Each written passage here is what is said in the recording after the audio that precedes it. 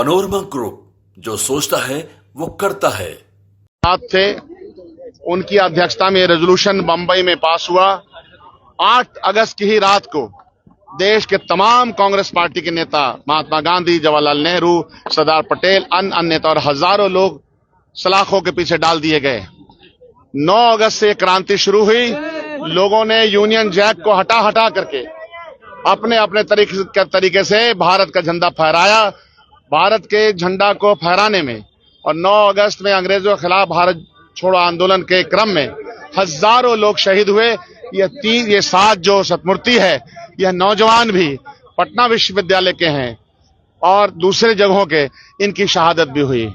यह देश और देश की आजादी बड़ी मेहनत से हमारे पुरखों ने हासिल की है, जान की बाजी लगा के, दौलत की बाजी लगा करके, फांसी के फंदे को चूम करके।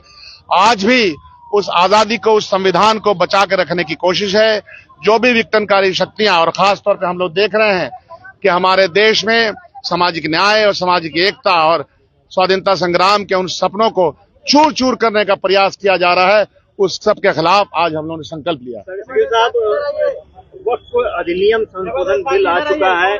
जेडीयू के जो वरिष्ठ नेता है ललन सिंह ने साफ तौर पर कहा है कि इसमें कहीं भी मुसलमानों का हक नहीं मारा जा रहा है और इसमें कहीं भी मुसलमान के जो गरीब वंचित तबके हैं उनको हक दिलाने की बात। इंडिया गठबंधन ने एक स्टैंड ले लिया। स्टैंड न्याय योचित है। यह जो दान की जमीनें हैं, जो हमारे पुरखे, जो हिंदू हैं और मुसलमान दोनों ने दान किया हुआ प्रॉपर्टी इसलिए दिया कि उसको समाज में, समाज के काम में लगाया जा सके। बिहार में वक्फ की प्रॉपर्टी पे सरकारी स्कूल भी चल रहे हैं, तो गोया के सुविधा के लिए हमारे बुजुर्गों ने स्कूल में, कॉलेज में, जगह जगह पे दान दिया। इसका ऑलरेडी कॉन्स्टिट्यूशन में इसकी जगह दे दी गई है। इसको माइनॉरिटीज के लोग जो इसका देखरेख करते हैं, उनकी पोजीशनिंग संविधान के अंदर आर्टिकल के द्वारा दिया हुआ है। ये सब बहस हो चुकी है। भारतीय जनता पार्टी को अगर इसका नाम रहता वक्फ इमलाक नहीं रहता, दान रहता, तो तुरंत ये भाषा बदल जाती। वक्फ लगता, अरे ये तो मुसलमानों से रिलेटेड है। ये सिर्फ मुसलमानों से रिलेटेड नहीं है, ये इस देश के समाज के लिए है जिन लोगों ने दान दिया। उसी तरह से जो दान है, बहुत सारे मठ हैं, दान के हजारों एकड़ जमीन, उसका संचालन वहां के संचालन कर्मी करते हैं, एक कमेटी बना करती है। तो अगर निगाह भारतीय जनता पार्टी की सही है तो चारों तरफ, चारों निगाहों से देखे, वक्फ की प्रॉपर्टी को अपने लिए हड़पने का और एक शगुफा छोड़ने का, एक झुंझुना बजाने का एक आदत पड़ गया है। तो जनता जो ललन सिंह को झुंझुना बजाने में बहुत मजा आता। उनका पिछला भाषण भाजपा के खिलाफ हम देख रहे थे, तो ऐसा भाषण दे रहे थे, लगता है कि भाजपा से तो कितना दूरी है। तो बड़का झूठा पार्टी के साथ जिन लोगों ने अपना तालमेल किया है, ये उनको मुबारक। यह लोग अपॉर्चुनिस्ट लोग होते हैं। हिंदी उसका क्या होगा मैं बोलना नहीं चाहता हूँ, हर आदमी जानता है कि अपॉर्चुनिज्म का हिंदी क्या होता है। 10 से शुरू होता है। मांझी और चिराग आरक्षण मामले पे झगड़ गए, कैसे देख रहे हैं? 10 से शुरू होता है तो क्या संकेत? हम कुछ नहीं बोला, हम तो भाषा के ज्ञानी लोग हैं, तो यह बात समझेंगे कि कुछ शब्द 10 से भी शुरू होता है, म से होता है, ह से होता है, क से होता है, ख से होता है, क ख तक से भी होता है। कुछ शब्दों की शुरुआत कहीं से होता है। तो इसीलिए वो तो ललन बाबू हैं, तो उनको जब मौका मिलता है, कभी इस पार, कभी उस पार, कभी इस गली, कभी उस गली, तो उनको आजकल मजा आ रहा है।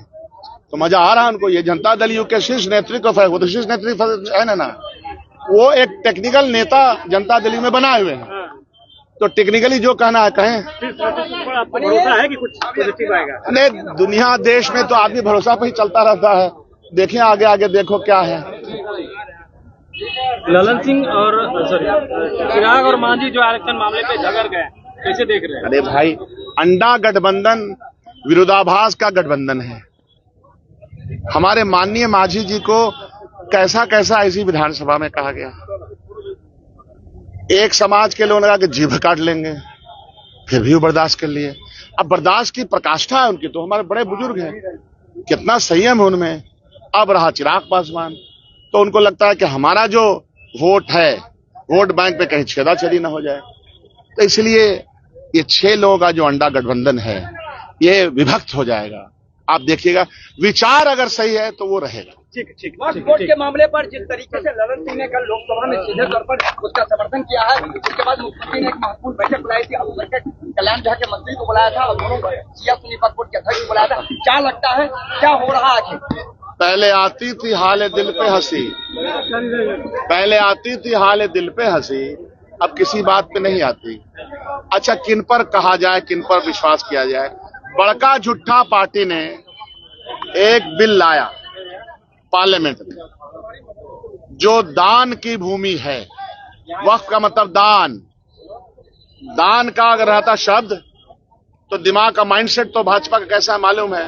अगर कोई शब्द उर्दू का आ जाए तो किसी और से रिलेटेड है।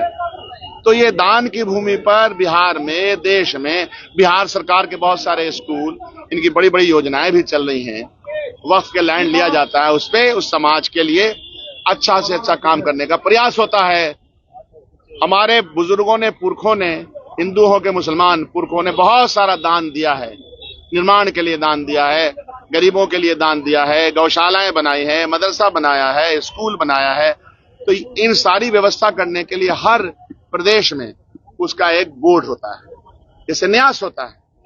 न्यास और बोर्ड का माने एक है, जैसे दान और वक्फ का माने एक ही है। तो इसीलिए मेरे भाई, जनता दल यू बड़का झूठा पार्टी के साथ अंडा गठबंधन में है ना, तो ललन जी क्या बोलेंगे? मंत्रालय भी संभालना है और उनकी जो आदत और चाल है गिरगिट वाली तो रहेगी, कैसे बदल सकती है? जहां से राजनीति की शुरुआत होती है, विचार शून्यता से जिस आदमी की शुरुआत होती है। अभी कुछ दिनों पहले मैं पिछला उनका भाषण देख रहा था, भाजपा खिलाफ वाला, मजा आ गया। यही वो व्यक्ति है। तो कुछ लोग एक्टर होते हैं, कुछ लोग बड़े एक्टर होते हैं। तो बड़े एक्टर की तरफ से बड़ा एक्टिंग का बयान आया। धन्यवाद।